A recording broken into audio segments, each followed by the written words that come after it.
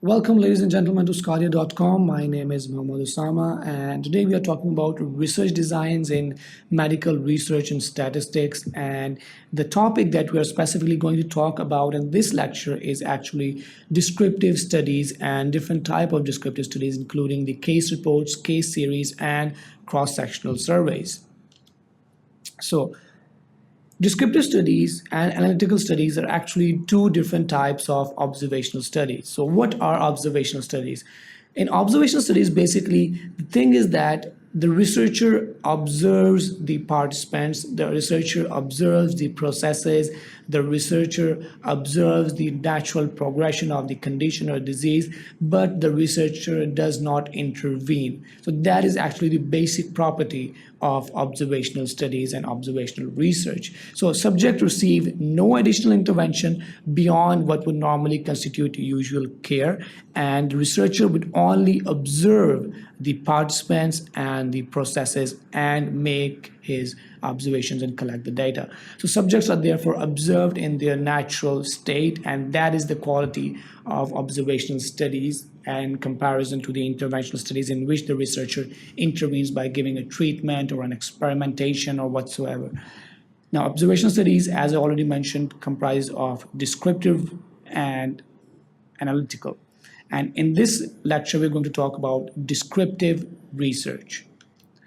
So, descriptive and analytical and descriptive studies are further divided into three major types which are commonly used: case reports, case series, and cross-sectional surveys or cross-sectional type of research.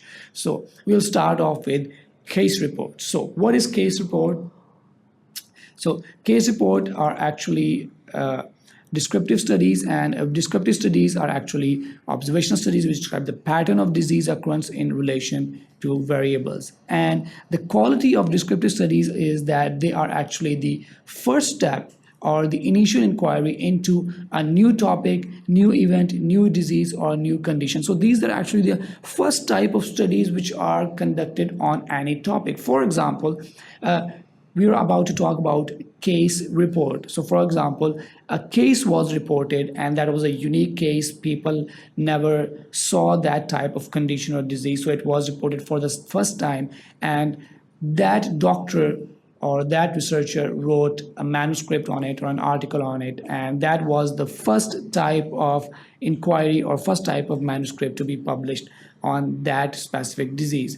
And then different other type of descriptive studies and analytical studies and even interventional studies will then based on that basic type of initial descriptive study or case report. So these are actually the first step or the initial inquiry into any new topic, event, disease, or condition. So the aim of descriptive studies is only to gather data and to present a complete picture of a given subject or topic. So as you already mentioned, so case reports, case series, and cross-sectional surveys. So case report. What is a case report? A case study or a case report is like case series, but it includes only one individual.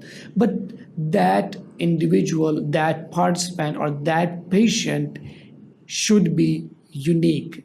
If you are about to present it to any journal, if you want to write a manuscript on it based on the case report of that patient, the thing is that it should be unique. For example, I wrote a case report on a disease which is very novel or nobody has heard about it, or any finding about the disease which is not commonly known. So that would be one way to write a case report.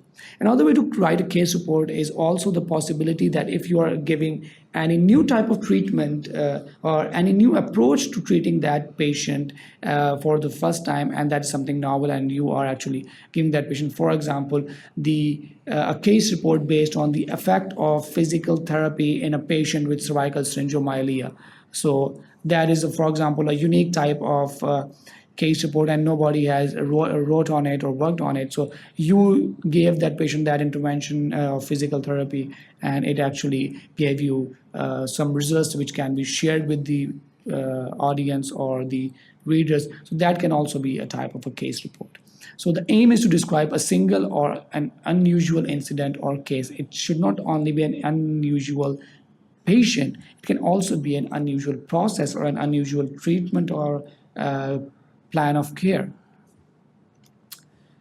The case series, on the other hand, is pretty much similar to a case report, but it consists of numerous patients of that sort. So a case series is once again a descriptive study involving a group of patients who all have the same disease or condition.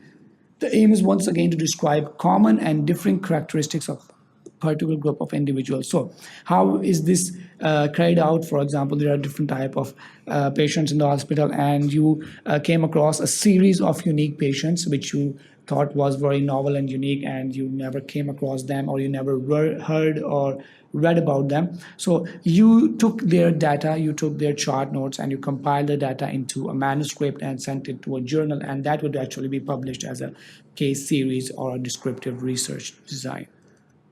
So what are the similarities between case report and case series? Depending on the fact that they are different in terms of the number of participants or patients.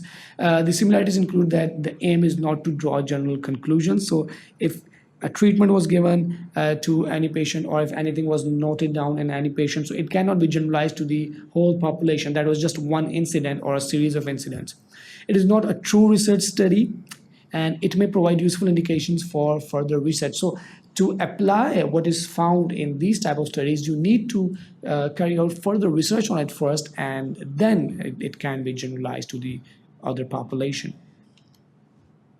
Now, cross-section studies, they are very common, very popular, and all type of professionals, even the novice researchers and the professional researchers and well-seasoned researchers, all carry out cross-section studies because they are actually the base of evidence. They provide with you with epidemiological data which you can code and base your studies on.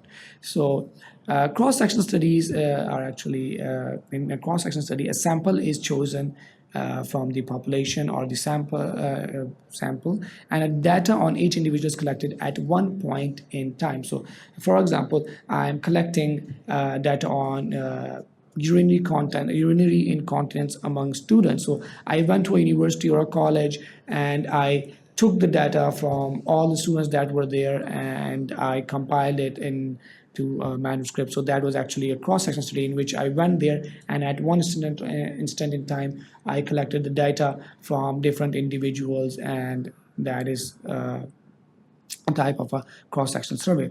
Now, no, it should be noted that this may not be exactly the same time point for each subject, but generally it is actually conducted at the same time frame.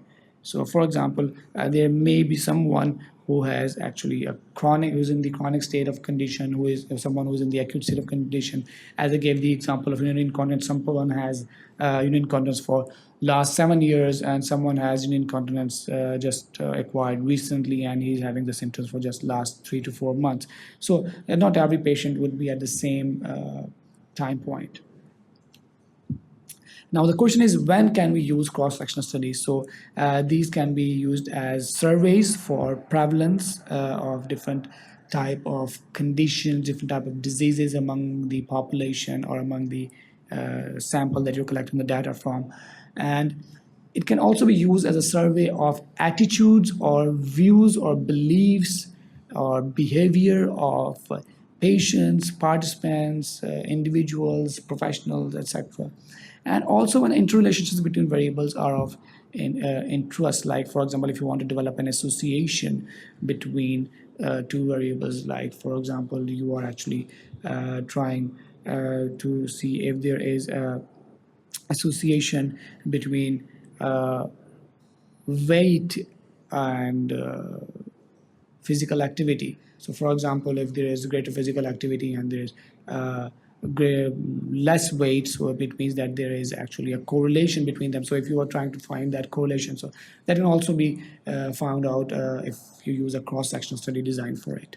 So that was all about the descriptive studies in the research designs, and I hope you learned something new out of it. And thank you very much for watching sqadia.com.